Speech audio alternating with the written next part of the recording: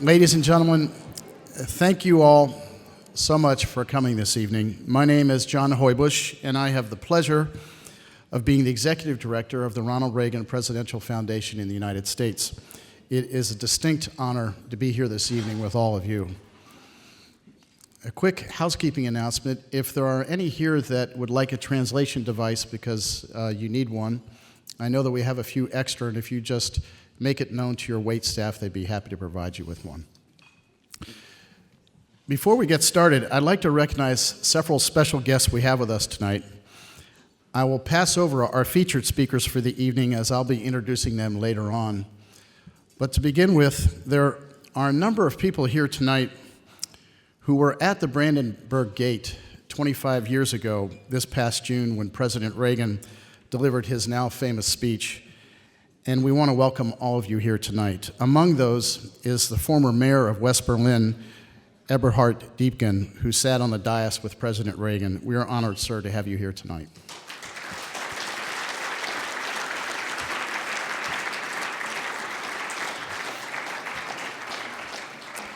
Also on the dais on that day was Gail Burt, who was with us tonight as well. She currently serves on the board of the American Academy in Berlin. Gail, thank you for coming.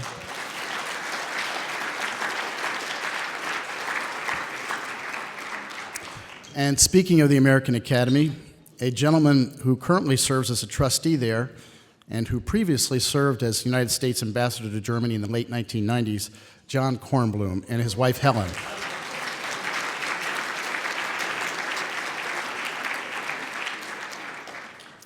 Frau Sibylle von Obernitz, to whom we extend special thanks for initiating this project that we have before us today.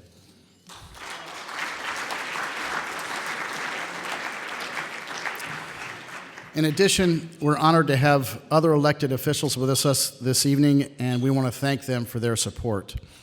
There are members of the diplomatic corps here, good friends of our country who serve their respective countries in Berlin, including many Eastern European countries who benefited from the fall of the wall.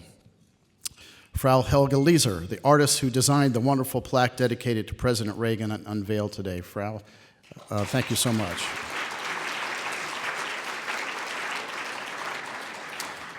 The wife of the U.S. Ambassador to Germany, Tammy Murphy.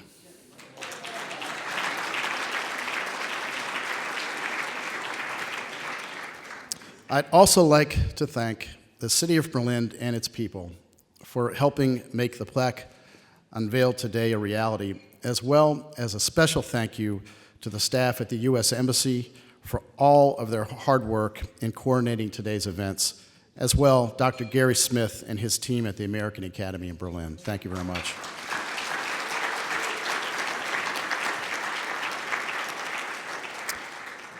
In a few moments, it'll be my pleasure to introduce tonight's honored speakers over the course of the evening, but for now, please enjoy your dinner.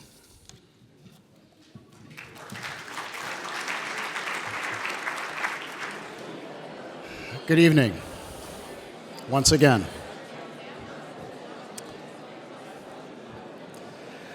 I know that many of you were with us just a few hours ago as we officially unveiled the plaque in honor of President Reagan and his famous speech near the Brandenburg Gate. It was just over 25 years ago that President Reagan came here to Berlin to urge for the destruction of the Berlin Wall and to make the demand that all those living in a Cold War world should be set free. In his famous remarks, he said, and I quote, "Let us work to bring the eastern and western parts of the city closer together so that the inhabitants of all Berlin can enjoy the benefits that come with life in one of the great cities of the world." I know that if he was here with us today, he would be humbled by the monument placed in his honor. But more than that, he would be pleased with what the city of Berlin has become, a symbol of liberty, of economic opportunity, and freedom. So now it is my honor to introduce our evening's first speaker. Senator Frank Henkel took office as mayor and senator for the Interior in Berlin in December 2011. He has served as a member of the Berlin House of Representatives since November 2001. He's been a member of the Christian Democratic Union since 1986 and has been chairman of the CDU party's Berlin State Association and a member of the CDU's National Executive Committee. But those titles are not the only reason why he's speaking here tonight. Senator Henkel is uniquely qualified to share his story with us this evening, as he has personal experience from both Berlins. He was born in East Berlin and emigrated to West Berlin with his family when he was 17, just a few months into President Reagan's presidency. We are deeply honored to have him here representing the city of Berlin. Ladies and gentlemen, please join me in welcoming Senator Frank Henkel.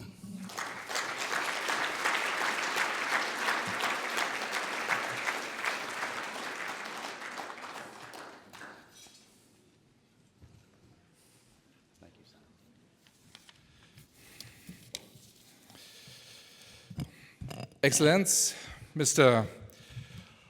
Heubosch, sehr geehrter Mr. Littlefair, meine Damen und Herren, ich heiße Sie alle recht herzlich hier in Berlin willkommen. Ich tue das auch im Namen des regierenden Bürgermeisters Klaus Wowereit. Wir sind aus einem freudigen Anlass heute hier zusammengekommen. Berlin gedenkt der großen Rede des amerikanischen Präsidenten Ronald Reagan vor 25 Jahren am 12. Juni 1987 vor dem Brandenburger Tor.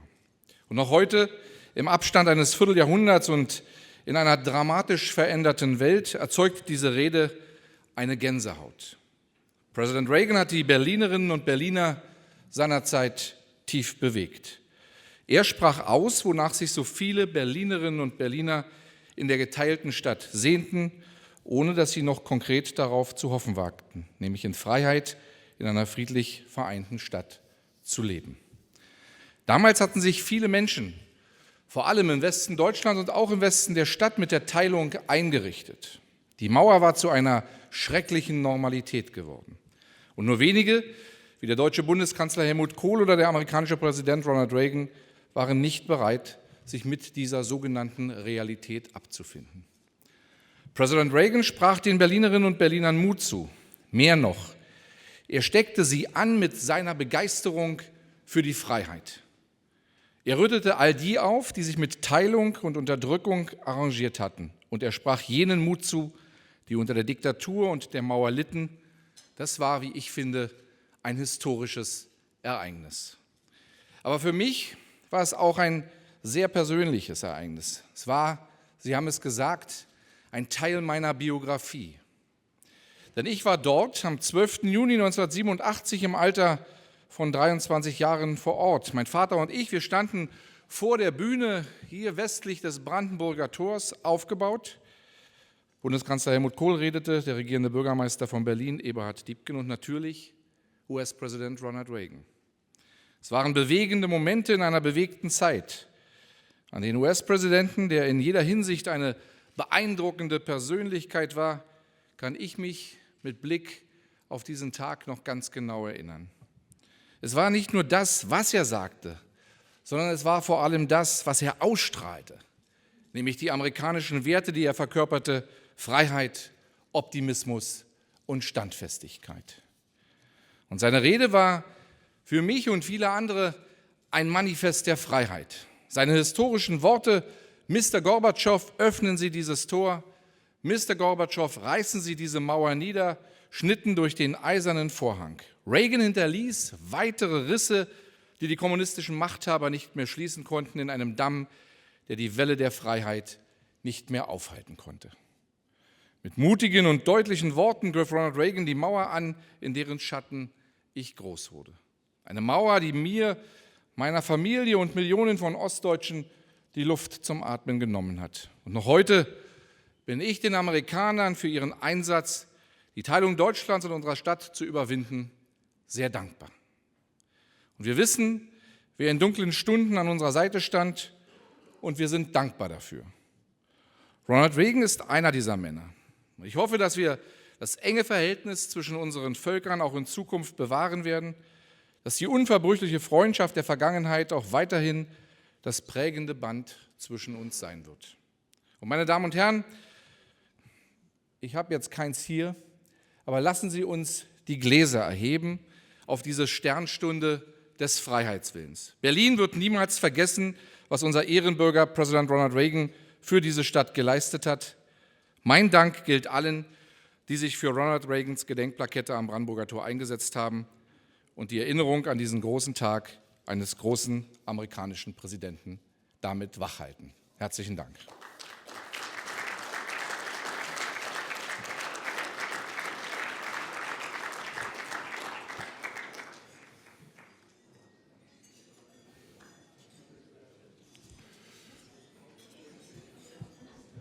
Dankeschön. Zum Wohl.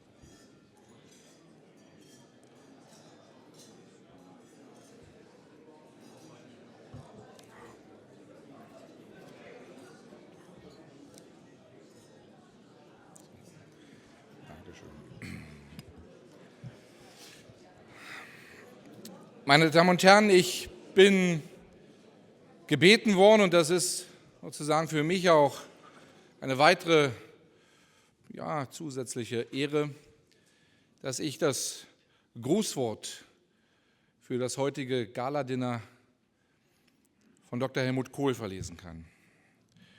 Dr. Helmut Kohl schreibt in seinem Grußwort an die versammelte Festgemeinschaft: Ich freue mich sehr über die Ehrung für meinen verstorbenen Freund Ronald Reagan, dem 40. Präsidenten der Vereinigten Staaten von Amerika, heute hier in Berlin zuteil geworden ist.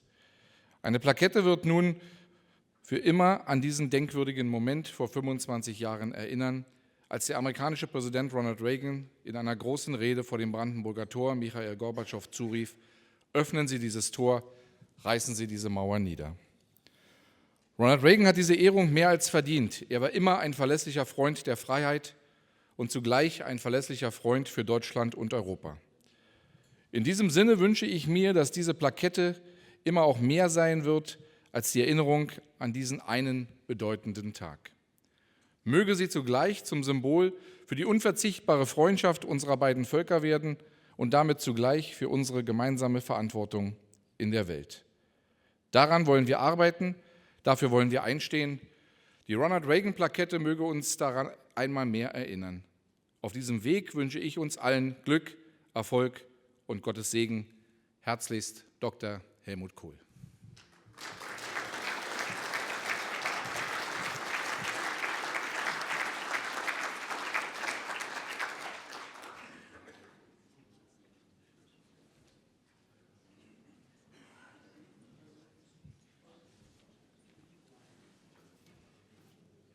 To present Helmut Kohl's message accordingly, I did not interpret it, but preferred to read it out to those who are not very strong with their German.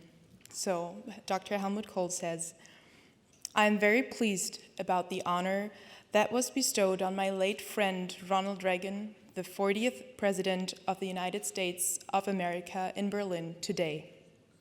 From now on, a plaque will remind us of this memorable moment 25 years ago when U.S. President Ronald Reagan, in his famous speech, called on Mikhail Gorbachev to open this gate and tear down this wall. Ronald Reagan more than deserves this honor. He has always been a staunch friend of freedom and, at the same time, a reliable partner for Germany and Europe. In this spirit, it is my wish that the plaque will always be more than a memorial to this remarkable day. I hope it will also be a symbol for the indispensable friendship between our people and our joint global responsibility. This is what we want to work towards. This is the ideal to which we commit ourselves. May the Ronald Reagan plaque serve as a reminder of these goals. I wish all of us success, good luck, and God's blessing. Dr. Helmut Kohl.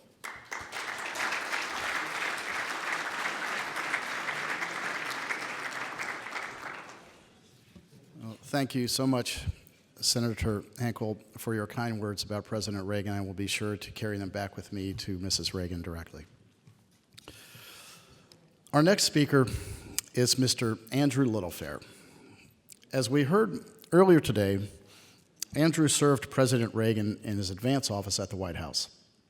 In addition to his support for President Reagan during his trip here to Berlin in 1987, he was with the president at both the historic Geneva and Reykjavik summits between President Reagan and General Secretary Mikhail Gorbachev.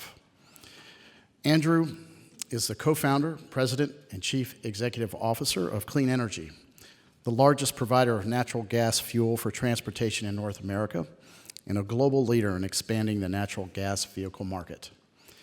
In addition to sitting on the board of trustees of the Reagan Foundation with Mrs. Reagan, he holds the distinction of having served alongside President Reagan as one of his trusted aides. Ladies and gentlemen, please join me in welcoming Andrew Littlefair.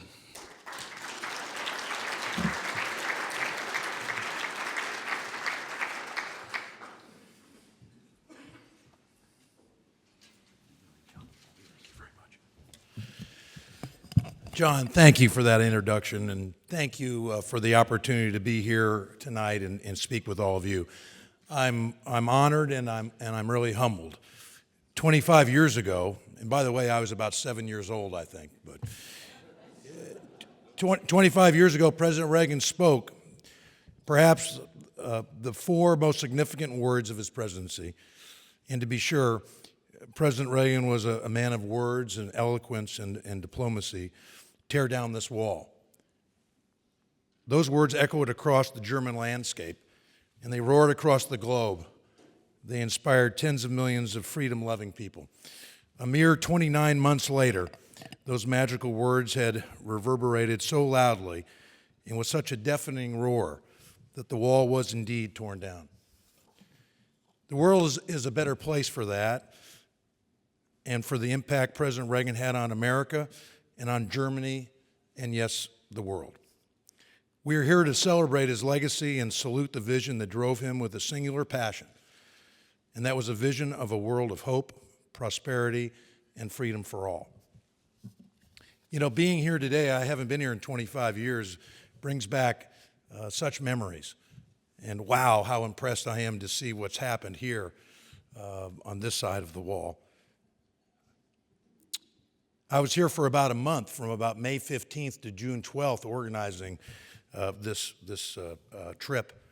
I met with John Kornblum. John, raise your hand. I know you stood up earlier, but John Kornblum, who was the Deputy Chief of Mission here, about every other day as he helped me navigate the minefields of the politics at the time. Ambassador and Gail Burt were doing the heavy lifting in Bonn and back home for all of us. And of course, they were here that day. And in fact, if you'll look on the president's right is a very young, beautiful Gail Burt, third from the end. Still beautiful, Gail. That's right. Joanne Drake, who's up front, has served the President and Mrs. Reagan for 30 years. She was Chief of Staff for President Reagan. She was in Venice in charge of the President's schedule, and I was working with Joanne during that time to put all the pieces together on the schedule for that day. That day, we went first to the balcony of the Reichstag. And for those of you that have been there, it's a unique balcony that overlooked the wall, and you got a glimpse into a crude cemetery with the river. And Mayor Dickman and Helmut Kohl, it was kind of we orchestrated a symphony of movement. Do you remember that, Mayor, that day? To be able to get the president and them on that balcony to have pictures taken that were shown around the world, pointing and showing the president into East Berlin.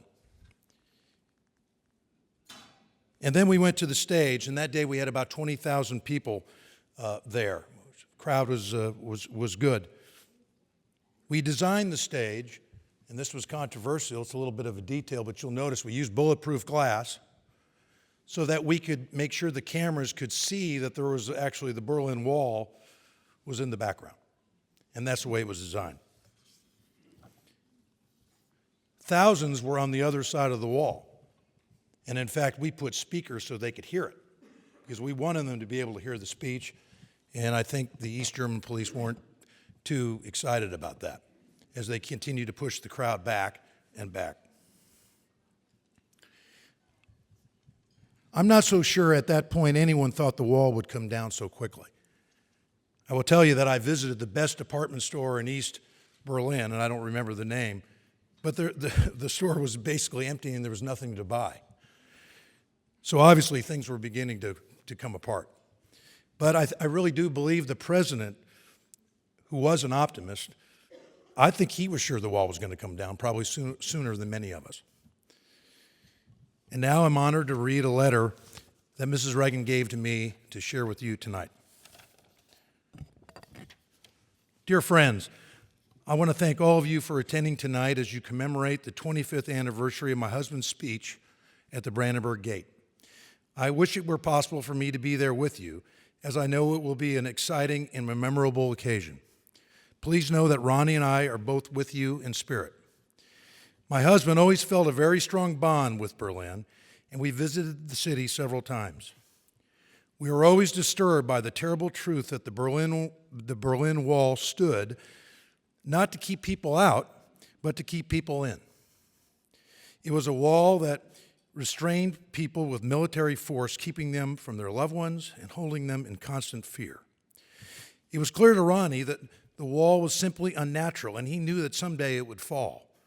He hoped the speech he gave at the gate would hasten that day and Europe would be reunited again.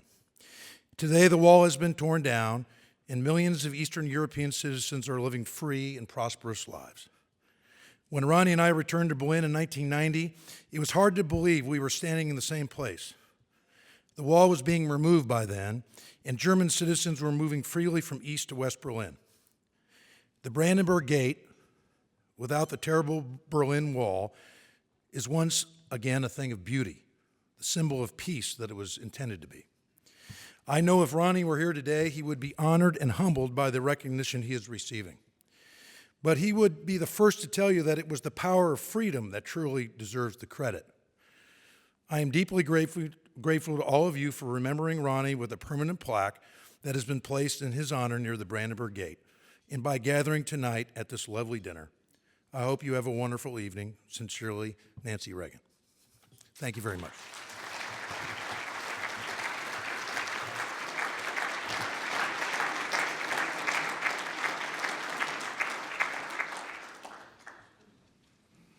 Thank you, Andrew.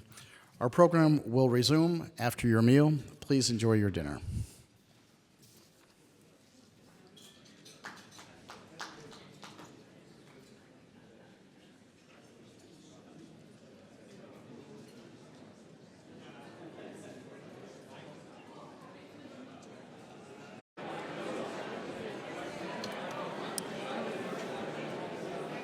If everyone would please be seated, we're going to resume our program.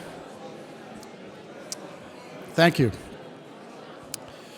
Well, welcome back, everyone, from your meal. Our next speaker this evening represents tonight's benefactor, GE, the presenting sponsor of the Ronald Reagan Centennial Celebration. Over the course of 2011, the Reagan Foundation held events around the world, from Los Angeles, California, to Prague, Budapest, London, and beyond, honoring the life and legacy of a global leader who inspired freedom and certainly changed the world. Although the centennial year ended in 2011, it did not, by any means, mark the end of the Foundation's work to continue to promote the legacy, principles, and ideals of Ronald Reagan. And as President Reagan would have wanted, no government funds were used to pay for any of these events. In fact, it's through the generosity of GE that many of these events even happened, including tonight's. And we cannot thank GE enough for all its support to preserve the memory and legacy of Ronald Reagan.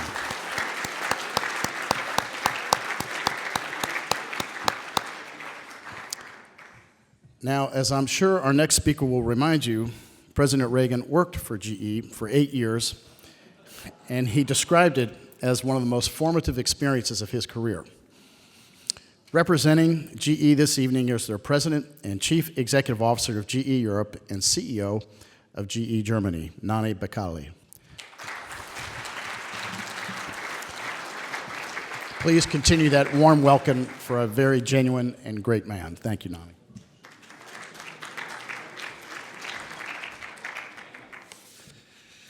Thank you, John. Thank you for the short introduction. You know, I stand here before you tonight, and I'm very humbled because I personally cannot relate any of the great experiences that were mentioned by the previous speakers. But I can certainly relate some of the experiences that President Reagan had with our company, General Electric, and this shows you that we at GE take care of our employees. President Reagan was considered to be a high potential employee when he was working with us. Somebody somewhere said, this gentleman has got potential, he'll be successful.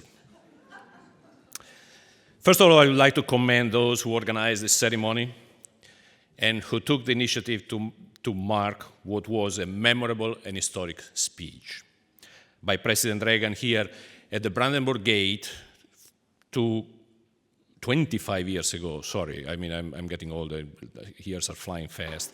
25 years ago for the 750th anniversary of the city.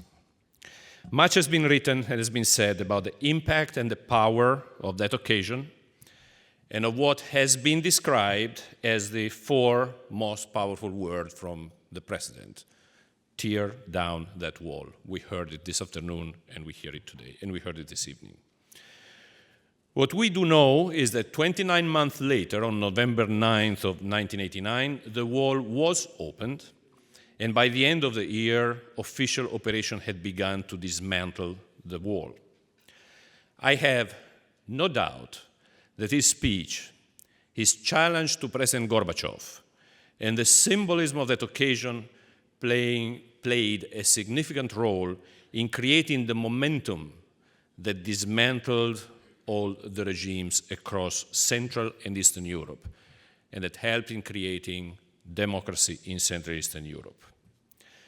Like the wall being torn down, the communist government in all these countries, and ultimately the Soviet Union itself, felt. Today, this is part of our shared history, and thankfully there is a full generation, which has grown up in freedom. Equally, it is important that we never forget our past, but that we are not bound by it, that we learn from the lessons of the past and do not make the same mistakes in the future. This is why a commemoration like today's commemoration are important, and we at GE are extremely delighted to be associated with it. The foundations of President Reagan Association with GE date back as far as 1954, when he started working for us, serving as the host of the General Electric Theater, a drama series aired on CBS. We didn't know at the time we were going to own NBC. Missed that one.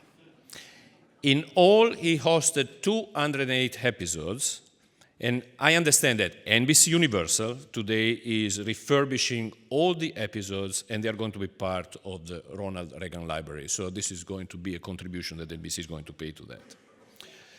The General Electric Theater was interesting. It featured Hollywood's biggest star of the time, but in a kind of made-for-TV format. Its allure was its original design as a program that would allow the stars to play any role they wanted into these programs. It was great television, and it was a great match for GE and for the future President Reagan. But the role that the future president played with us was much bigger than just playing in the theater. Between 1954 and 1962, the future president was the face of GE and a roving ambassador for the company. And in those years, he visited plants, manufacturing facilities, spoke to assembly line people, listening to the concerns, to the hopes, to the aspirations of the people that were working for the company. I think that many of those conversations informed the social, economical, and political thinking of the future president, and inspired him to create a new and dynamic area of self-belief in the United States during his time as a president. Indeed, his memoirs in his memoirs, he describes this phase of his career as the second most important 8-year job. Maybe it was the most important 8-year job, because preparing for the second most important 8-year job. G is honored by this association. But I sometimes suspect that we might have learned later from him as much as he learned from us. Last year, we were delighted to renew those links with President Reagan through the Reagan Foundation by supporting his centennial celebrations, not just in the United States, but also here in Europe and in many of the countries in Central and Eastern Europe. When we look back at President Reagan's time in office, we see a man who inspired optimism, hope, faith, and self-confidence in a generation of Americans. These are qualities that President Reagan had in abundance and which allowed him to lead the US economy in one of the most difficult recessions that the country experienced.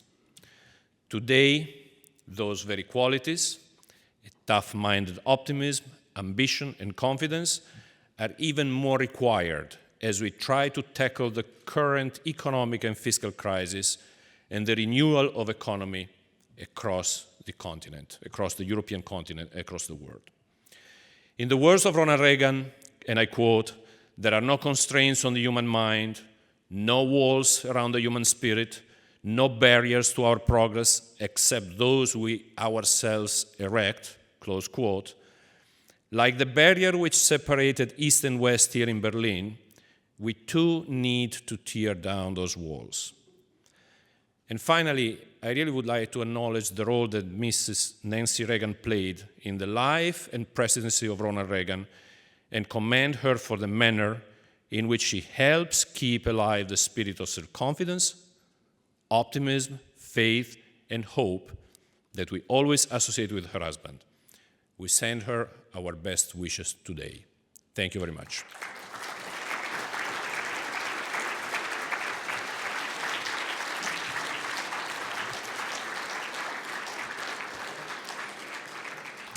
Well, thank you again, Nani, and you were absolutely right to describe that as a gift. It's a great gift from GE, and we appreciate it very much. Our final speaker this evening is the Honorable Philip Murphy. He was confirmed by the United States Senate as U.S. Ambassador to the Federal Republic of Germany on August 7th, 2009. His mission, one which is near and dear to our hearts at the Reagan Foundation, is engaging youth, as they are the leaders of tomorrow. As he has said, none of today's youth were born during the Cold War, and it's important that they understand the ongoing relevance of the transatlantic bridge and our mutual security. Ambassador Murphy spent 23 years at Goldman Sachs, including as a senior director of the firm for 3 years. After leaving Goldman, he served from 2006 through 2009 as the National Finance Chair of the Democratic National Committee. I want to say that we appreciate everything that he and his staff have done to help make today's events and the plaque for President Reagan possible, as well as his stellar service as America's ambassador here. Ladies and gentlemen, Phil Murphy.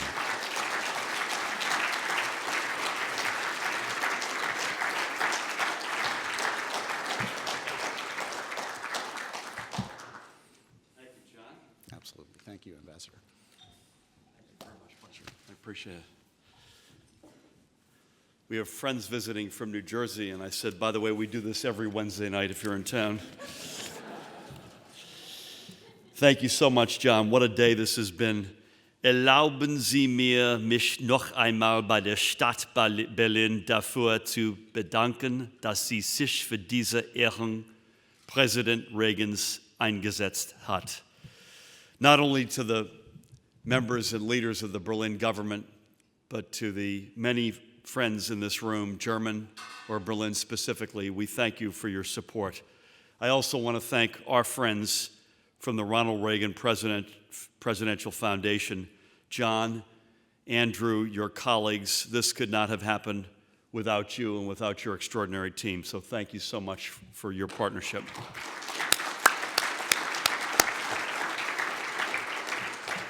For those of you who have not yet seen the memorial plaque that was dedicated this afternoon by Regierender Bürgermeister Voverite and John and Andrew and Nani and myself and other friends and supporters of the Reagan Presidential Foundation, please do take the time sometime very soon to go and stand by that plaque and reflect.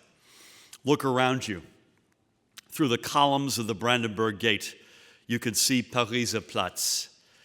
Remember how different it was 25 years ago. And then ask yourself, what would President Reagan think of Pariser Platz now? I'm sure that he would approve of the coming and going of Berliners and visiting Berliners, young and old, although I would bet, judging from what I see, more young than old. We in fact saw the Berlin Bear out today in Lederhosen. He would have loved the fact that Berlin attracts so many young people, free to make their own choices, free to order their affairs as they see fit, free to wander back and forth across what is now only a line in the street, but was once a treacherous killing zone. But the hustle and bustle here on Pariser Platz, this hotel, the American Embassy, this is only part of what Ronald Reagan was missing when he said after his first visit to Berlin in November of 1978, and I quote, "We've got to find a way to knock this thing down." Amen, right?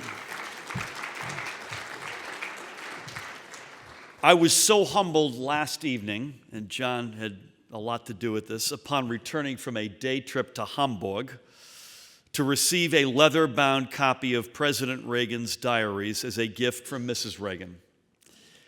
Throughout this whole plaque process, Mrs. Reagan has been incredibly gracious and generous to me and my colleagues, and this gift was an exceptional grace note. I looked immediately, as you probably can imagine, at the President's entry from June 12, 1987, a visit that Klaus Voverite mentioned earlier, coinciding with the celebration of Berlin's 750th birthday. Phrases like arrival at Tempelhof. He mentions by name Rick and Gail Burt. Gail, I'm looking right at you. Mayor and Frau Diepken. Naturally, the von Weizsäckers and the Kohls. And then he writes, quote, "Then it was on to the Brandenburg Gate, where I addressed tens and tens of thousands of people, stretching as far as I could see. I got a tremendous reception, interrupted 28 times by cheers." End of quote. I love the fact that he counted. I was an actor in college, and I tell you, I would have counted, so I had a lot of sympathy with that. On that day, President Reagan insisted on speaking his mind on the topic of tearing down that wall. But he also spoke of how, quote, "freedom could one day replace the ancient hatreds among the nations with comity and peace," end of quote. Indeed, the expansion of the European Union and NATO has brought old adversaries under the same roof. Today, there is no denying that we face grave new challenges. But let us not forget how much has been achieved here in this city in the name of freedom. And let us also reflect on the power of free words spoken by a free man in a free place. In the shadow of that grim barrier that cut like a scar through the free world, President Reagan used the power of words to capture in only a few minutes the dilemma of the Cold War. Ronald Reagan was a master of the spoken word. He was known as the great communicator, although he himself said, quote, "I wasn't a great communicator, but I communicated great things," end of quote. In fact, Ronald Reagan never thought of himself as a politician. He preferred to see himself as a simple citizen who had been called upon to serve the nation he so loved. Even his political adversaries admitted to having an admiration for his personable approach to leadership. As House Speaker Thomas Tip O'Neill from my home state, the Bay State, the Commonwealth of Massachusetts, with whom, let's give it up for some members of the Red Sox Nation. We're having a long year. With whom President Reagan clashed on many issues, O'Neill said, quote, "There's just something about the guy that people like. They want him to be a success," end of quote. At the end of the day, President Reagan, too, knew that whatever party disagreements divided politicians and their supporters, it was dwarfed by what united them as Americans. And so, President Reagan and Speaker O'Neill clashed only by day. They were friends after 6 o'clock. And so often the president would begin his phone calls like this: "Tip, is it after 6 o'clock?" Like Tip O'Neill, you may not always have agreed with Ronald Reagan in matters of policy, but like Tip, you always knew where he stood when it came to matters of principle. He was firm in his convictions, but he was not afraid to compromise. Indeed, the lifelong crusader against communism will go down in history for signing the first agreement, as we just saw with the Soviet Union, to actually destroy nuclear weapons. President Reagan took office in 1981 as a Cold War warrior who saw the Soviet Union as an evil empire. But during his second term, he recognized the potential of a more cooperative approach, especially when Mikhail Gorbachev became General Secretary of the Soviet Union. In that light, the president's speech at the Brandenburg Gate was more of an invitation than a challenge. It established Berlin as a litmus test of Gorbachev's intentions. Reagan believed that calling on Gorbachev to tear down the wall might actually inspire Gorbachev to do just that. I think this was President Reagan's greatest legacy. Some leaders intimidate their adversaries by making threats. Ronald Reagan defeated his by earning their trust and respect. His greatest successors were achieved not through the use of force, but by the force multipliers of persuasion, dialogue, and diplomacy. Let there be no doubt, by the way, in the great tradition of President Teddy Roosevelt, he first ensured that the stick was big enough, and then he endeavored to find the common ground. These are lessons we must remember and learn from today.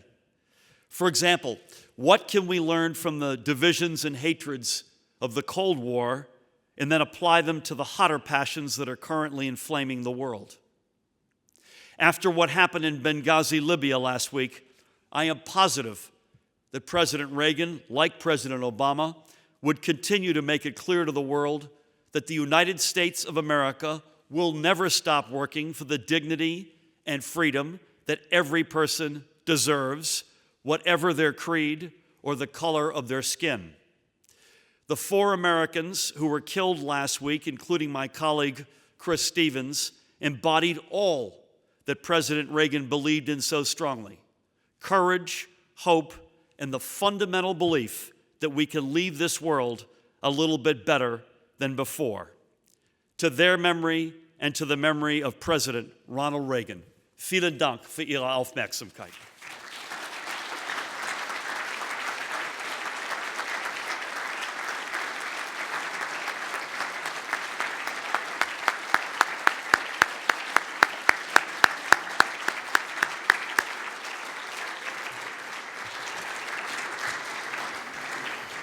Thank you so much, Ambassador Murphy. Well, that concludes our program for this evening. As Ronald Reagan once said, freedom is not the sole prerogative of a chosen few, but the universal right of all God's children.